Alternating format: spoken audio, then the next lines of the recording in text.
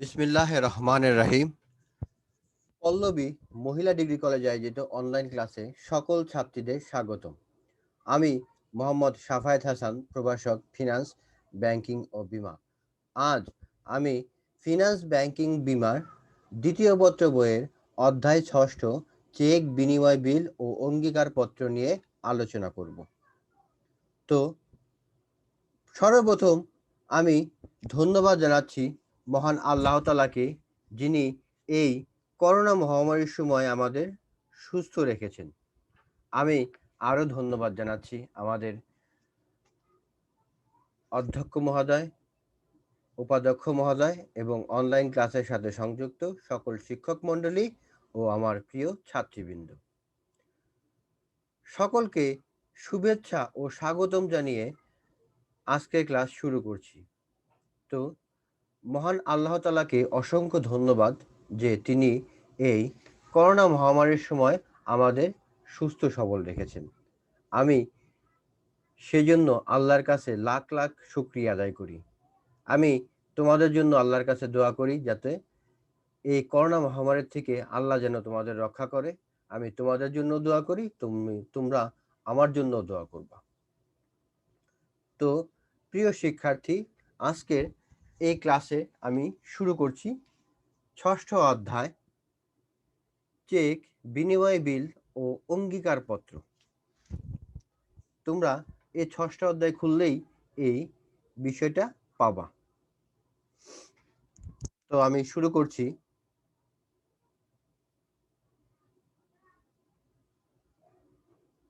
Check, বিনিময় বিল ও অঙ্গীকারপত্র, অধ্যায় ৬ষ্ঠ।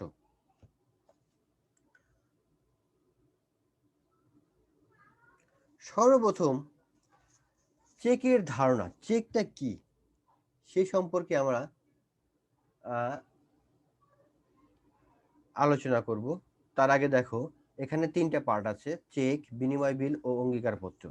এখন আমরা চেক সম্পর্কে জানব। আমার পরপর কয়েকটা ক্লাস এই চেক সম্পর্কে নিব, কারণ চেক থেকে তোমাদের পূর্ণাঙ্গ ১০ মার্কের ঢাকা বোর্ডের কোশ্চেনগুলো এসে থাকে, তাই এটা খুবই গুরুত্বপূর্ণ একটা বিষয়। দেখো, চেক বলতে আমরা কি বুঝি সেটা আমরা জানি। আমানতকারী কর্তৃক ব্যাংক হতে অর্থ উত্তোলনের জন্য লিখিত শর্তহীন নির্দেশনামাকেই চেক বলে। অর্থাৎ আমানতকারী কর্তৃক ব্যাংক থেকে অর্থ উত্তোলনের জন্য লিখিত শর্তহীন নির্দেশনামাই হলো চেক। তার মানে যখন আমরা ব্যাংকে জমা দিব আমাদের টাকা, এই টাকা উত্তোলনের জন্য যে কাগজ ব্যবহার করব সেই কাগজকেই আমরা সাধারণত চেক বলবো। তো চেকের বৈশিষ্ট্য দেখো, চেক হলো অর্থ প্রদানের শর্তহীন নির্দেশনামা।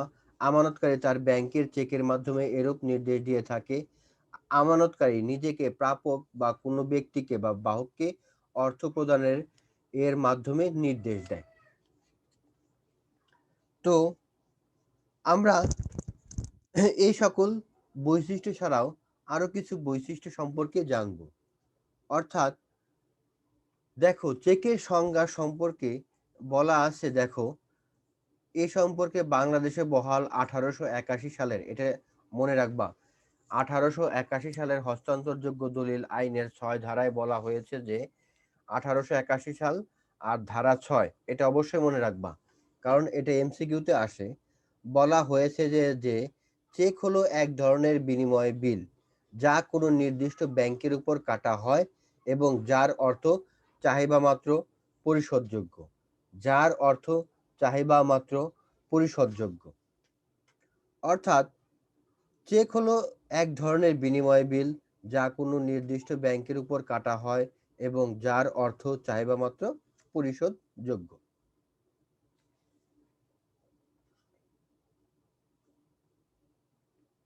আমরা এখন চেকের বৈশিষ্ট্য সম্পর্কে জানব। দেখো, উপরে একটা প্রাইম ব্যাংকের চেক দেওয়া আছে। প্রাইম ব্যাংকের চেক। এই চেকের দেখো 2টা পার্ট আছে।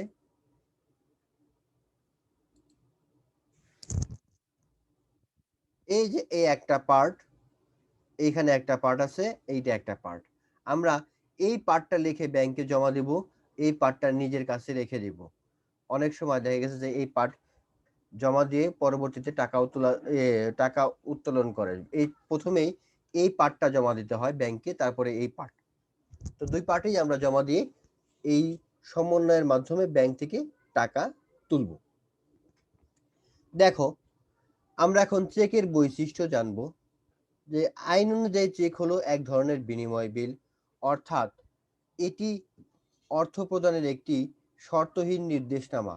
বর্তমানকালে সকল সমাজেই দেখো, বর্তমানকালে সকল সমাজে চেক কতটা গুরুত্বপূর্ণ তা বহুল ব্যবহার হতে উপলব্ধি করা যায়। অর্থাৎ আমরা বড় অঙ্কের যখন লেনদেন করি বা ব্যাংকে থেকে টাকা উত্তোলন করি, এই চেকের মাধ্যমে আমরা টাকা উত্তোলন করে থাকি। দেখো, চেকের বৈশিষ্ট্য হলো ১ নাম্বার দেওয়া আছে লিখিত, অর্থাৎ ২ নাম্বারে যথাযথ পক্ষ কর্তৃক স্বাক্ষরিত, ৩ একাধিক পক্ষ, ৪ শর্তহীন প্রকৃতি, ৫ হস্তান্তরযোগ্যতা, ৬ নির্দিষ্ট পরিমাণের অর্থ উল্লেখ, ৭ তারিখ উল্লেখ, ৮ প্রাপকের নাম উল্লেখ, ৯ বিহিত মুদ্রায় অর্থ পরিশোধ, ১০ চাহিবামাত্র প্রদেয়, ১১ উপস্থাপন, ১২ দাগ কাটার সুযোগ, ১৩ ঋণের পরিমাণ প্রভৃতি এই ঋণের প্রমাণ প্রভৃতি এইগুলাই বৈশিষ্ট্য। তোমরা এই বৈশিষ্ট্য ভালো মতো বাসায় পড়বা। আমি একটা একটা বুঝিয়ে দিচ্ছি। দেখো, ১ নাম্বার আছে লিখিত দলিল। যে কোনো দলিলই লিখিত হয়ে থাকে। চেক যেহেতু এক ধরনের হস্তান্তরযোগ্য দলিল, তাই এটিও যথানিয়মে লিখিত হতে হয়। ব্যাংক কর্তৃক সরবরাহকৃত নির্দিষ্ট ছাপানো চেকের পাতায় চেক লেখা হয়। এরূপ লেখা বলতে শুধুমাত্র হাতের লেখাই বোঝায় না, টাইপ করে লেখা তাও বোঝায় থাকে। অর্থাৎ দেখো, এখানে এখানে আমরা হাতের লিখতে পারি, আবার অনেক সময় ব্যাংক এই যে টু পে মিস্টার এক্স এরকম করে লিখে দেয়। তারপর খালি টাকার পরিমাণ আর সিগনেচারটা দিয়ে আমরা এখান থেকে টাকা তুলতে পারি। তারপরে ডেটের জায়গায়ও এখানে ডেট লেখা থাকবে। তাহলে লিখিত দলিল আমরা সম্পর্কে ভালো মতো বুঝলাম। ২ যথাযথ পক্ষ কর্তৃক স্বাক্ষরিত, অর্থাৎ চেক অবশ্যই আমানতকারী কর্তৃক স্বাক্ষরিত হতে হয়। এরূপ স্বাক্ষর ব্যাংকে রক্ষিত আমানতকারী নমুনা স্বাক্ষরের সাথে মেলা আবশ্যক। স্বাক্ষর না মিললে ব্যাংক চেক ফেরত দেবে। অর্থাৎ আমার চেকে আমার স্বাক্ষরই হতে হবে। যদি আমার স্বাক্ষরের সাথে ব্যাংকে রক্ষিত নমুনা কার্ডের মাধ্যমে যে সিগনেচারটা রক্ষিত আছে তার সাথে যদি না মিলে, তাহলে ব্যাংক কখনোই আমাকে টাকা প্রদান করবে না। ৩ একাধিক পক্ষ। চেক সর্বদাই একাধিক পক্ষ থাকে। এর এক পক্ষ থাকে আদেষ্টা বা আমানতকারী, অন্য পক্ষ থাকে আদিষ্ট বা ব্যাংক। চেকের মাধ্যমে আদেষ্টা যাকে অর্থ প্রদানের নির্দেশ দেয় তাকে বলা হয় প্রাপক। আর এছাড়াও এর সাথে বিভিন্ন পক্ষ জড়িত হতে পারে। আমরা চেকের পক্ষের সময় এগুলা জানব। এর পরবর্তীতে বৈশিষ্ট্য পরে আমরা পক্ষসমূহ পড়ব। তারপর দেখা গেছে যে দেখো, শর্তহীন প্রকৃতি, অর্থাৎ চেকের আরেকটি গুরুত্বপূর্ণ বৈশিষ্ট্য হলো শর্তহীন প্রকৃতি হয়ে থাকে। এক্ষেত্রে আমানতকারী ব্যাংকে চাহিবামাত্র অর্থ প্রদানের শর্তহীন নির্দেশ দেয়। তাই চেক সম্পর্কিত আইনের ধারাতে বলা হয়েছে, চেক হলো এক ধরনের বিনিময় বিল যার অর্থ চাহিবামাত্র পরিশোধযোগ্য। অর্থাৎ আমার টাকা আমি ব্যাংকে চেক উপস্থাপন করা মাত্রই ব্যাংক কর্তৃপক্ষ আমার টাকা আমাকে প্রদান করবে। দেখো, হস্তান্তরযোগ্যতা। চেক অবশ্যই হস্তান্তরযোগ্যতা হতে হবে, অর্থাৎ এক হাত থেকে অন্য হাতে সহজেই হস্তান্তর করা যাবে। চেক সাধারণতভাবে অর্পণ দ্বারা অনেকটা নগদ অর্থের মতোই হস্তান্তর করা হয়ে থাকে। যেমন হিসাব বিজ্ঞানে তোমরা জানো যে চেক পাওয়া গেলে নগদে পাওয়া যায়। তার মানে চেক আর নগদটা প্রায় একই সব একই থাকে। বাহককে দেয় চেকের ক্ষেত্রে শুধুমাত্র অর্পণ দ্বারা হস্তান্তর করা যায়। হস্তান্তর গ্রহীতা এতে সত্ত্ব লাভ করে। আদেশ দেয় চেকের ক্ষেত্রে তা পৃষ্ঠাঙ্কনের মাধ্যমে হস্তান্তর করা যায়। অর্থাৎ আমি আমার একটা চেক মিস্টার এক্স কে প্রদান করলাম। এই ক্ষেত্রে চেক মিস্টার এক্স ব্যাংকে যেয়ে তার চেকটা ভাঙিয়ে টাকা সংগ্রহ করতে পারবে। নির্দিষ্ট পরিমাণ অর্থ উল্লেখ, অর্থাৎ চেকে অবশ্যই নির্দিষ্ট পরিমাণে অর্থ উল্লেখ করতে হবে। যেমন ৫ লক্ষ, ১০ লক্ষ, ২০ লক্ষ। যদি চেকে অর্থ উল্লেখ না থাকে এবং কথা এবং অঙ্কে যদি এটা মিল না থাকে, তাহলে ব্যাংক আমার এই টাকা প্রদান করবে না। সাপোজ লেখা আছে, অঙ্কে লেখা আছে ১০,০০০ টাকা, কিন্তু কথায় লেখা আছে ৫,০০০ টাকা। তার মানে কি ২ টা ডিফারেন্স। তাহলে ব্যাংক এই টাকা দিবে না। তারিখ উল্লেখ, চেক প্রস্তুতের তারিখ উল্লেখ করতে হয়, এটা একটি বৈশিষ্ট্য। যদিও এতে তারিখ উল্লেখ না থাকে তবে ব্যাংক চেকের অর্থ পরিশোধ করে না। ভবিষ্যতের তারিখে চেক যেমন ব্যাংক টাকা দেয় না, তেমনি প্রস্তুতের তারিখ যদি উপস্থাপনের তারিখ থেকে ৬ মাস পরবর্তী হয় তাহলে ব্যাংক অমর্যাদা করে। একটু মনে রাখো, তারিখটা খুবই গুরুত্বপূর্ণ। ব্যাংকের যদি চেকে তারিখ না থাকে তাহলে কর্তৃপক্ষ আমাকে টাকা দেবে না, এবং আমি যদি ভবিষ্যতের চেক লিখি তাও টাকা দেবে না। যদি ৬ মাস পূর্বের চেক দেই তাও টাকা দেবে না। অর্থাৎ একটা চেকের মেয়াদ ভ্যালিডিটি থাকবে ৬ মাস। মনে রাখবা, একটা বৈধ চেকের মেয়াদ থাকবে কত? ৬ মাস। প্রাপকের নাম উল্লেখ, অর্থাৎ এই অবশ্যই প্রাপকের নাম উল্লেখ থাকবে। এখানে নিজ বা সেলফ কথা উল্লেখ করতে পারে। এতে আদেশটা নিজেই প্রাপক হিসেবে গণ্য হবে। অবশ্য বাহকের চেক প্রাপকের নামের ঘরে কিছু না লিখলেও ব্যাংক এর অর্থ প্রদান করতে পারে।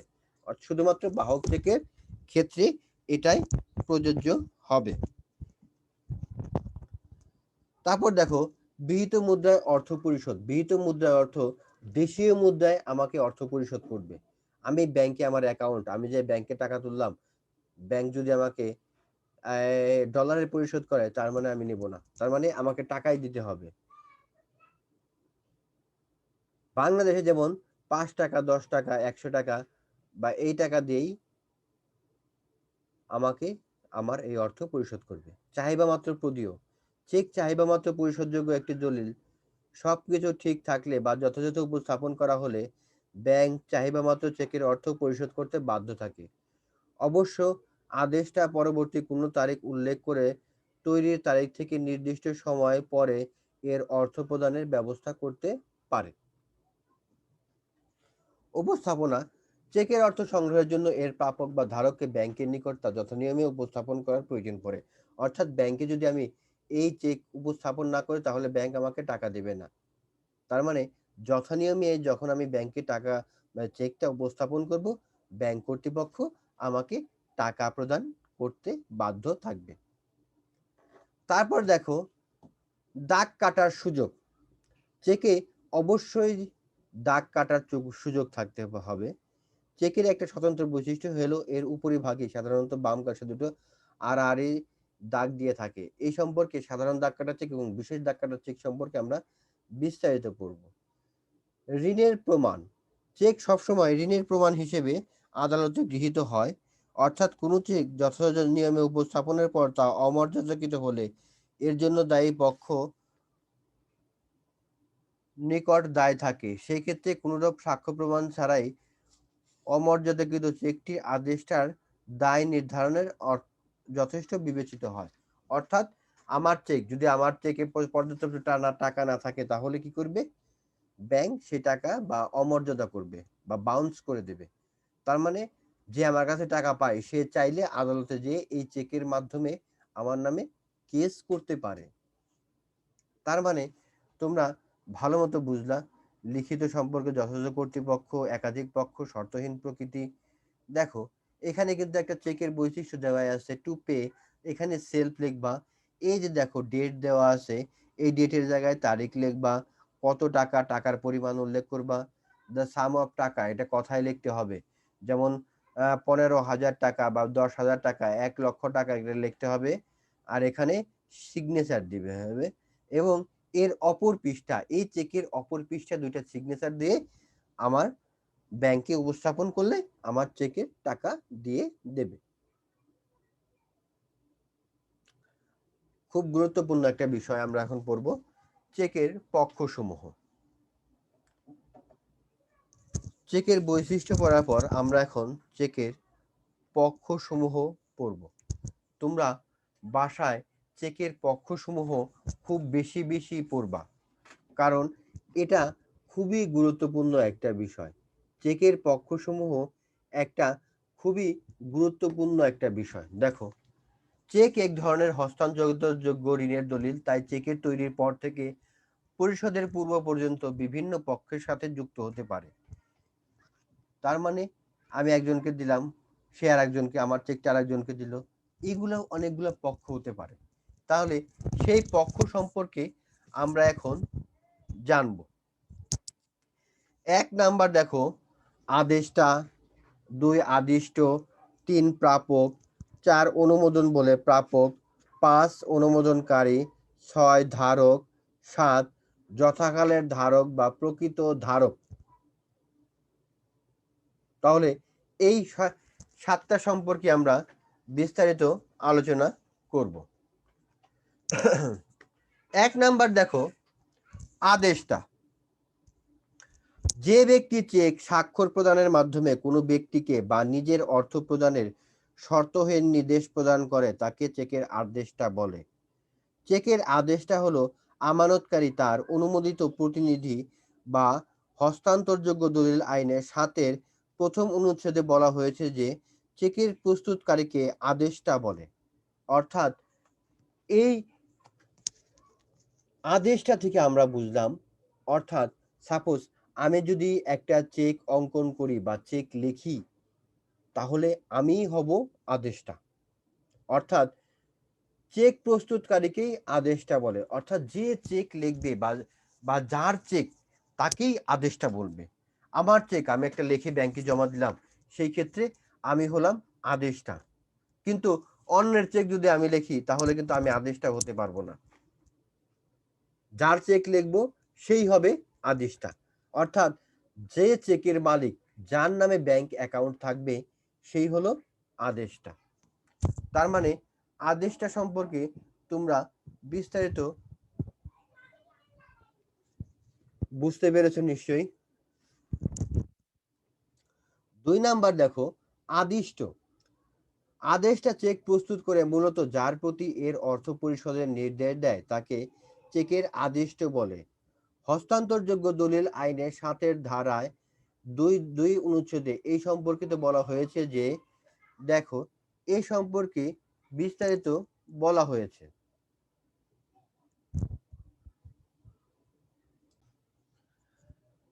তো প্রিয় শিক্ষার্থী, এখন আমরা শিখব আদিষ্ট। চেক প্রস্তুত করে মূলত যার প্রতি এর অর্থ পরিশোধের নির্দেশ দেয় তাকে চেকের আদিষ্ট বলে। হস্তান্তরযোগ্য দলিল আইনের ৭-এর ২ অনুচ্ছেদে এ সম্পর্কিত বলা হয়েছে, কোনো ব্যক্তি যাকে হস্তান্তরযোগ্য দলিলের অর্থ প্রদানের নির্দেশ প্রদান করা হয় তাকে আদিষ্ট বলে। চেকের ক্ষেত্রে আদিষ্ট হলো আমানতকারীর ব্যাংক। অর্থাৎ ব্যাংক সবসময় আদিষ্ট হয়, এ কথাটা মনে রাখবা।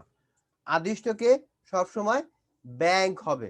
অর্থাৎ চেক প্রস্তুত করার মূলত এর অর্থ পরিশোধের নির্দেশ দেয় যাকে, অর্থাৎ আমি একটা চেক প্রস্তুত করলাম, যাকে অর্থ পরিশোধের নির্দেশ দিলাম, সেই ক্ষেত্রে সেই হলো আদিষ্ট। সাধারণত সাধারণত অর্থ পরিশোধ করে কে? ব্যাংক।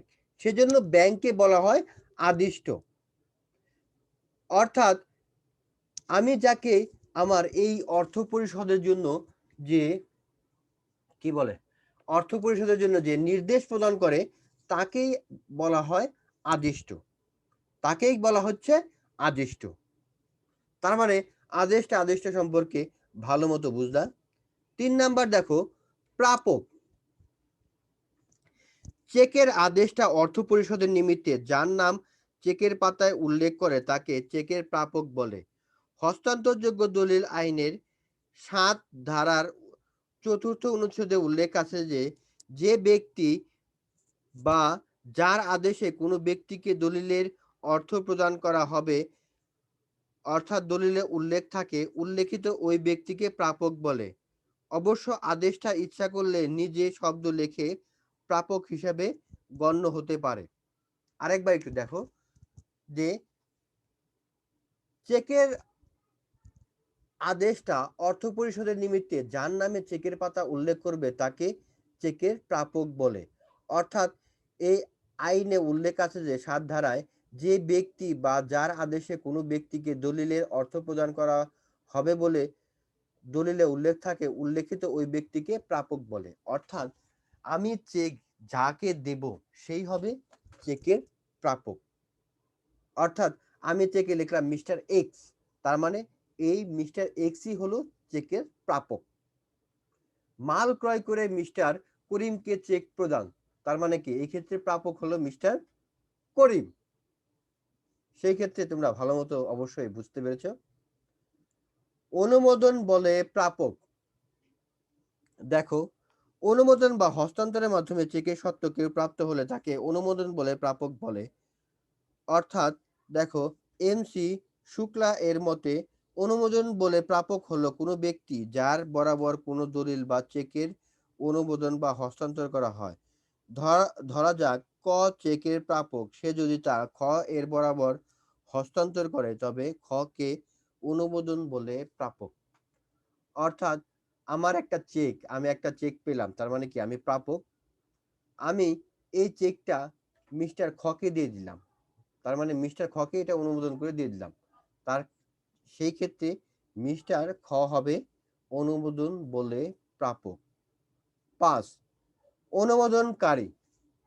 দেখো, অনুমোদন বা হস্তান্তর দ্বারা যে ব্যক্তি চেকের অর্থপ্রাপ্তির অধিকার অন্যের নিকট হস্তান্তর করে তাকে অনুমোদনকারী বলে। ক খকে চেক হস্তান্তর করলে ক অনুমোদনকারী হিসেবে গণ্য হবে। আদেশটা প্রাপক বা চেকের ধারক এইসব অনুমোদনকারী হিসেবে বিবেচিত হতে পারে। আদিষ্টও ব্যাংক হতে অর্থ পরিশোধ না করলে অনুমোদনকারী বা অনুমোদন বলে প্রাপকের নিকট থেকে অর্থ পরিশোধের জন্য দায়ী থাকবে। তার মানে কি অনুমোদনকারী যে চেকটার অনুমোদন দিবে তাকেই বলা হবে চেকের অনুমোদনকারী। বা দেখো, অনুমোদন বা হস্তান্তর দ্বারা যে ব্যক্তি চেকের অর্থপ্রাপ্তির অধিকার অন্যের নিকট হস্তান্তর করবে, বা আমার চেকটা অন্যের কাছে দিয়ে দিলাম, তখন সে চাইলেই ব্যাংকে যেয়ে টাকা উত্তোলন করতে পারবে, এটাকে বলা হয় অনুমোদনকারী। ৬ ধারক। ধারকটা একটু লক্ষ্য রাখো। দেখো, হস্তান্তরযোগ্য দলিল আইনের ৮ ধারায় বলা হয়েছে যে চেকের ধারক বলতে চেকের প্রাপক বা অনুমোদন বলে প্রাপককে বোঝায়। যার দখলে দলিলটি রয়েছে তার পক্ষে যে বিলটি বহন করেছে এবং যে অন্য কোনো দলিল প্রাপ্ত হয়নি, মালিক, ম্যানেজার বা কোনো প্রাপ্ত চেকের অর্থ সংরক্ষণের দায়িত্ব দিলে ম্যানেজারকে ধারক হিসেবে গণ্য হয়। অর্থাৎ ধারক বা চেকের ধারক বলতে চেকের প্রাপক বা যে চেক প্রাপ্ত হয় বা অনুমোদন বলে প্রাপ্তকে বোঝায়। যার দখলে চেকটি রয়েছে তার পক্ষে বিলটি বহন করে এবং অন্য কোনো দলিল প্রাপ্ত হয়নি। অর্থাৎ আমি একটা চেক পেলাম, সেক্ষেত্রে আমি হলাম ধারক। যে চেকটা প্রাপ্ত হয় বা যার যে যে অনুমোদন প্রাপ্ত হয় তাকে ধারক বলে। ৮ যথাকালে ধারক বা প্রকৃত ধারক। ১৮৮১ সালের হস্তান্তরযোগ্য দলিল আইনের ৯ ধারার অনুসারে কোনো ধারক ৩টি শর্ত পালন সাপেক্ষে চেকের ধারক বা প্রাপক বা অনুমোদন বলে প্রাপক হলে তাকে যথাকালের ধারক বলা হবে। সেই ক্ষেত্রে এই ৩টা কি? ১ মূল্যবান প্রতিদানের বিনিময়ে যদি সে প্রাপ্ত হয়। ক পরিশোধের তারিখ পার হওয়ার পূর্বে সে এর ধারক হয়। গ যে ব্যক্তির নিকট থেকে সে গ্রহণ করেছে গ্রহণকারী প্রদানকারীর শর্ত ত্রুটি আছে বলে বিশ্বাসে কোনো কারণ যদি লক্ষ্য না করে একজন ধারক অপেক্ষাকাল ধারক আইনের দিক থেকে কিছু বাড়তি সুবিধা ও অধিকার লাভ করে থাকে। তার মানে এই সব বৈশিষ্ট্য চেকের পক্ষসমূহ তোমরা ভালো মতো জানবা। যে ১ নাম্বারে আসতে পারে আদেশটা কাকে বলে, আদিষ্ট কাকে বলে, বা উদ্দীপকের মাধ্যমে এইটা মিস্টার করিম কোন পক্ষ বা কি পক্ষ, এটাও তোমাদের কিন্তু আসতে পারে।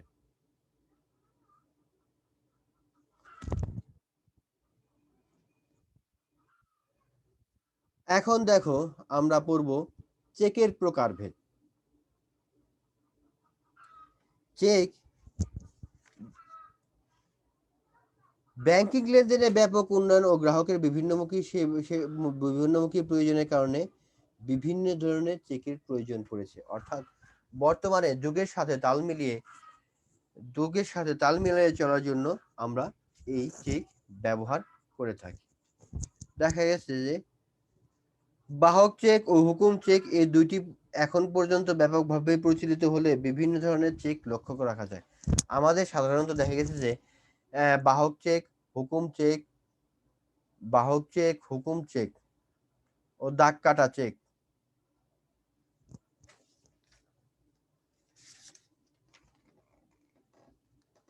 এই কয়েকটা প্রকারে চেকটাই আমরা সাধারণত ব্যবহার করে থাকি। ১ নাম্বার দেখো, বাহক চেক, হুকুম চেক, মার্কেট চেক, ভ্রমণকারী চেক, উপহার চেক, অন্যান্য চেক। এই চেক সম্পর্কে আমরা এখন বিস্তারিত জানব।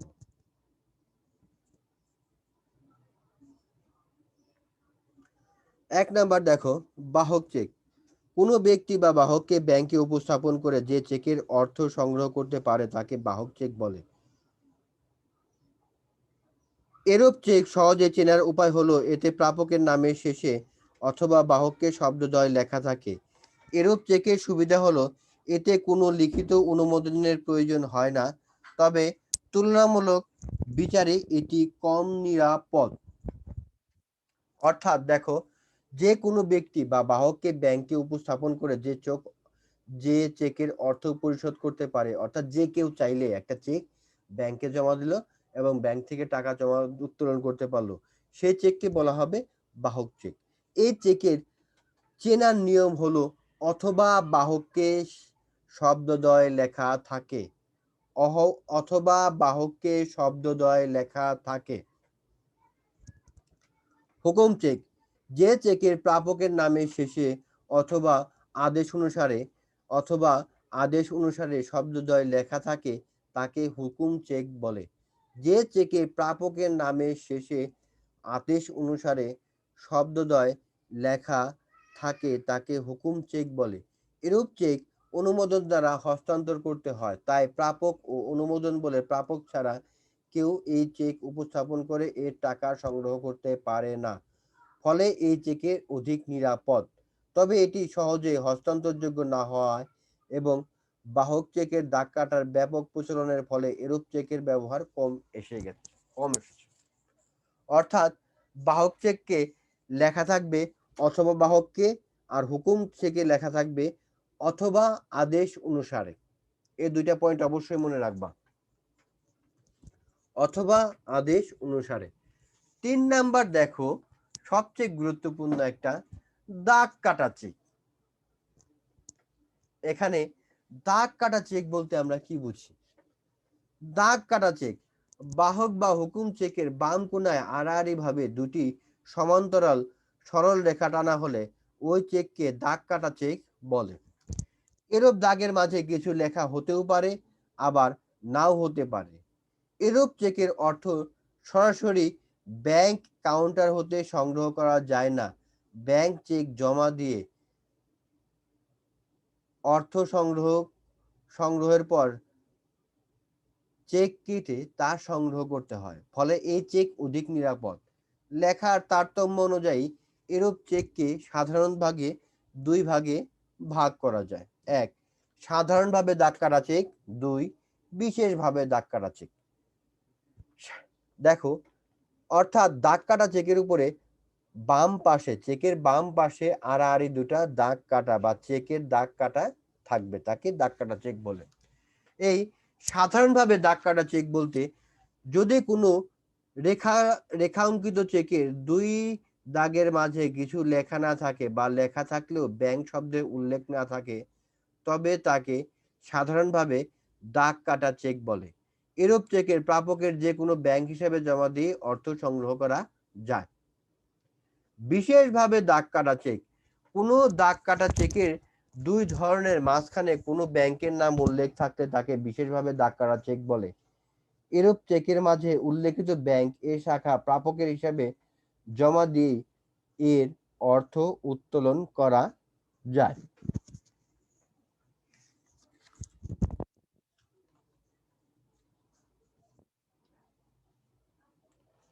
4 নাম্বার দেখো মার্কেট চেক বা চেক কার্ড। মার্কেট চেক বা চেক কার্ড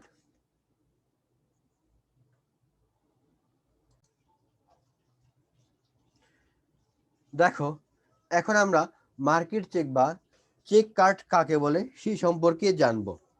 যে চেকের সাহায্যে নির্দিষ্ট বাজারে অথবা নির্দিষ্ট বড় বড় দোকানে বাজার করা যায়, অর্থাৎ অর্থাৎ দ্রব্য সামগ্রীর দাম নগদে প্রদানের পরিবর্তে ইলেকট্রনিক কার্ড ব্যবহার করে পরিশোধ করা যায়, তাকে চেক কার্ড বা মার্কেট চেক বলে। ভিসা, মাস্টার কার্ড ইত্যাদি এর উদাহরণ। বাংলাদেশে বেসরকারি বিভিন্ন ব্যাংক এ ধরনের ডেবিট ও ক্রেডিট কার্ড ইস্যু করেছে। খুবই পরিচিত স্থান ছাড়া সাধারণত বিক্রেতা এ চেক গ্রহণ করে না। এ চেক এছাড়া চেকের অর্থ সংগ্রহ সময় সাপেক্ষ ও ঝামেলাপূর্ণ, অথচ ক্রেডিট কার্ডের ক্ষেত্রে গ্রাহকের টাকা ব্যাংক হিসাবে আছে কিনা তা সহজেই বোঝা যায় এবং বিক্রেতা নিজেই ক্রেতার নিকট থেকে এই হিসাবে কার্ড ব্যবহার করে মুহূর্তেই টাকা জমা করে নিতে পারে। অর্থাৎ মার্কেট চেক হলো একটা মার্কেট বা সেখানে আমরা যখন কেনাকাটা করতে যাব, এই কেনাকাটা করে যখন আমরা মূল্য পরিশোধ করব, তখন এগুলার মাধ্যমে আমরা মূল্য পরিশোধ করব। যেমন ভিসা, মাস্টার কার্ড এর প্রভৃতির মাধ্যমে আমরা এই মূল্য পরিশোধ করব। অর্থাৎ ডেবিট কার্ড, ক্রেডিট কার্ডের মাধ্যমে আমরা মূল্য পরিশোধ করব। 5 ভ্রমণকারী চেক। ভ্রমণকালে বিদেশে অর্থ সংগ্রহের জন্য ব্যাংক ভ্রমণকারীকে যে বিশেষ ধরনের চেক ইস্যু করে তাকে ভ্রমণকারী চেক বলে। ইস্যুকারী ব্যাংকের টাকা জমা দিয়ে ভ্রমণকারী এরূপ চেক সংগ্রহ করে এবং ভ্রমণকালে ব্যাংকের শাখা বা প্রতিনিধি ব্যাংকের নিকট তা ভাঙিয়ে এর অর্থ সংগ্রহ করে। অর্থাৎ ভ্রমণকালে বিদেশে অর্থ সংগ্রহের জন্য ব্যাংক ভ্রমণকারীকে যে বিশেষ ধরনের চেক ইস্যু করে তাকে ভ্রমণকারী চেক বলে। অর্থাৎ আমি যখন বাইরে যাব তখন আমাকে যে আমি ব্যাংক অনেক সময় বিশেষ ধরনের একটা চেক ইস্যু করে। এই চেকের মাধ্যমে আমি আমার অর্থ সংগ্রহ করতে পারি। 6 উপহার চেক। এরূপ চেক অনেকটা প্রাইজ বন্ডের মতো। এটি ইস্যুকারী ব্যাংকের যে কোনো শাখায় ভাঙানো যায়। আপনজনকে উপহার দেওয়ার ক্ষেত্রে এই চেক বিশেষভাবে ব্যবহৃত হয়। এতে নির্দিষ্ট মেয়াদে সুদ পাওয়া যায়। অপর পক্ষ মানে মাঝে মাঝে অনুষ্ঠিত অনুষ্ঠিত ড্রতে পুরস্কার পাওয়ার সম্ভাবনা থাকে। অর্থাৎ উপহার চেকটা হলো যে প্রাইজ বন্ডের মতোই, এটা বিভিন্ন ব্যাংকগুলা করে থাকে। বাংলাদেশে জনতা ব্যাংক একসময় চালু করেছিল, বর্তমানে এই চেকের প্রচলন বাংলাদেশে ব্যাংকে নেই। অন্যান্য চেক দেখো, অন্যান্য চেকটা খুবই গুরুত্বপূর্ণ একটা চেক, যে চেকে অন্যান্য বিষয়গুলা থাকে। তার মধ্যে এক আছে দেখো ফাঁকা চেক। যে চেকে সবকিছু যথাকালে পূরণ করা হলেও চেকের অঙ্ক লেখা থাকে না তাকে ফাঁকা চেক বলে। অর্থাৎ টাকার অঙ্ক লেখা না থাকলে তাকে ফাঁকা চেক বলে। প্রাপক এক্ষেত্রে টাকার অঙ্ক চেকে লিখে তা ব্যাংকে উপস্থাপন করে। সাধারণত বিশ্বস্ত আপনজনকেই এই চেক প্রদান করা হয়। পূর্ব তারিখের চেক, অর্থাৎ কোনো চেক ইস্যুর তারিখের পূর্বে কোনো তারিখ উল্লেখ থাকলে তাকে পূর্ব তারিখের চেক বলে। অবশ্য এরূপ তারিখের চেকটি যদি বার্ষিক হিসেবে গণ্য হয়, অর্থাৎ 6 মাস অতিক্রান্ত হয়, তাহলে এই চেক বাতিল বলে গণ্য হবে। পরবর্তী তারিখের চেক, অর্থাৎ আমি ভবিষ্যতের কোনো তারিখে যে চেক ইস্যু করব সেটাকেই বলা হয় পরবর্তী তারিখের চেক। অর্থাৎ ওই ডেট না আসা পর্যন্ত আমি আমার এই চেকটা ভাঙাতে পারবো না। বাসি চেক। প্রস্তুতের তারিখের পর থেকে চেক ভাঙানোর আইনানুগ নির্দিষ্ট সময়ের মধ্যে চেকের ভাঙানো না হলে উক্ত চেকের বাসি চেক বা বাতিল চেক বলে। আমাদের দেশে এর মেয়াদ 6 মাস। এই সময় পরে কোনো চেকের অর্থ প্রদান করে না। অর্থাৎ আমি একটা চেক লিখলাম, এই চেক লেখার পর একজন পেল, সে যদি 6 মাস পরে যে এই চেকটা ব্যাংকে উপস্থাপন করে তাহলে ব্যাংক এই ডেটের চেকের অর্থ প্রদান করবে না। অনুমোদন প্রাপ্ত চেক। কোনো চেক লেখা বা উপস্থাপনের পূর্বে ব্যাংকে ম্যানেজার বা ভারপ্রাপ্ত ঊর্ধ্বতন কর্মকর্তার অনুমতি গ্রহণ করে তা ব্যাংকে উপস্থাপন করা হলে তাকে অনুমোদন প্রাপ্ত চেক বলে। সাধারণত বড় অঙ্কের অর্থপ্রাপ্তির নিশ্চয়তা লাভের জন্য বা সঞ্চয় হিসাবে নির্দিষ্ট সীমার অতিক্রান্ত করার পরেই এই অনুমোদন প্রাপ্ত চেক দেওয়া হয়। হারানো চেক প্রস্তুতের পর উপস্থাপনের পূর্বেই কোনো চেক হারানো গেলে বা চুরি গেলে তাকে হারানো চেক বলে। এই চেক সম্পর্কে ধারককে অবশ্যই যথাযথ নিয়মে ব্যাংকে জানাতে হবে, অন্যথায় ব্যাংক এর টাকার জন্য ব্যাংক দায়ী করা যাবে না। অর্থাৎ আমার একটা চেক হারাই গেল, আমার ব্যাংকে বলার পূর্বে যদি কেউ টাকা তুলে নিয়ে যায় তাহলে এটা কাউকে এর কি বলে মানে জরিমানা বা কাউকে দায়ী করা যাবে না। দেখো, উপসংহারে বলা যায় সকল শ্রেণী ও পেশার মধ্যে মানুষের ব্যাংকিং লেনদেনের প্রবণতা ব্যাপকভাবে বৃদ্ধি পাওয়ায় চেকের ব্যবহার পেয়েছে। এক্ষেত্রে বিভিন্ন ধরনের মানুষের প্রয়োজন পূরণে বা গ্রাহকের আকৃষ্ট করতে উপরোক্ত নানা ধরনের চেকের ব্যবহার আমরা লক্ষ্য করতে পারি।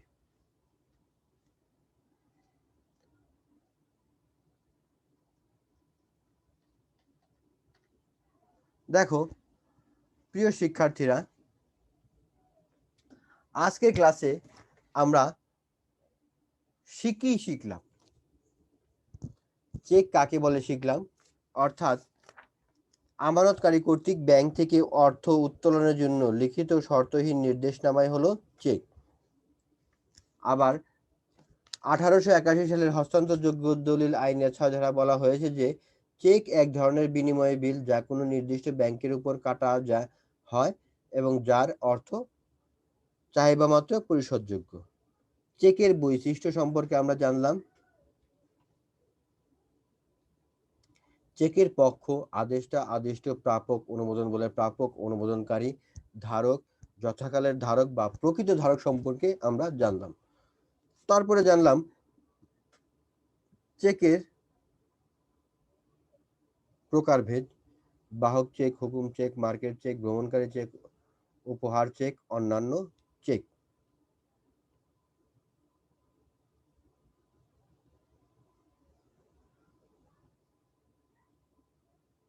দেখা গেছে যে এই সম্পর্কে আমরা বিস্তারিত জানলাম। বাহক চেক অর্থাৎ বাহক চেকে অবশ্যই লেখা থাকবে অথবা বাহককে, হুকুম চেকে লেখা থাকবে অথবা আদেশ অনুসারে দাগ কাটা চেকের লেখা থাকবে আড়াআড়ি ভাবে। এই 3 প্রকার চেকই সবচেয়ে প্রচলন সবচেয়ে বেশি হয়ে থাকে আমাদের দেশে। মার্কেট চেক পড়ছি, ভ্রমণকারী চেক, উপহার চেক, তারপর অন্যান্য চেক, ফাঁকা চেক, পূর্ব তারিখের চেক, পরবর্তী তারিখের চেক, বাসি চেক, অনুমোদন বলে প্রাপ্ত চেক, হারানো চেক, এই সম্পর্কে আমরা পড়েছি। তো প্রিয় শিক্ষার্থীরা, আজকের মতো আমি আমার ক্লাস এখানেই শেষ করছি। আমি ধন্যবাদ জানাচ্ছি মহান আল্লাহ তাআলাকে, যিনি এই করোনা মহামারীর সময় আমাদের সুস্থ সবল রেখেছেন। আমি আরো ধন্যবাদ জানাচ্ছি আমাদের অধ্যক্ষ, উপাধ্যক্ষ এবং অনলাইন ক্লাসের সাথে সংযুক্ত সকল শিক্ষক মন্ডলী ও আমার প্রিয় ছাত্রীবৃন্দ। তোমাদেরকে, আমার প্রিয় ছাত্রীবৃন্দ, তোমাদেরকে সকলকে শুভেচ্ছা ও স্বাগতম জানিয়ে আমি আমার আজকের ক্লাস শেষ করব। আমি আল্লাহর নিকট দোয়া করি, আল্লাহ যেন তোমাদেরকে সবাইকে সুস্থ সবল রাখে। আমি আল্লাহর কাছে তোমাদের জন্য দোয়া করি, তোমরা আমার জন্য আল্লাহর কাছে অবশ্যই দোয়া করবে। এই শুভকামনায় আমি আমার ক্লাস এখানেই শেষ করছি। সবাই ভালো থেকো, সুস্থ থেকো। আল্লাহ হাফেজ।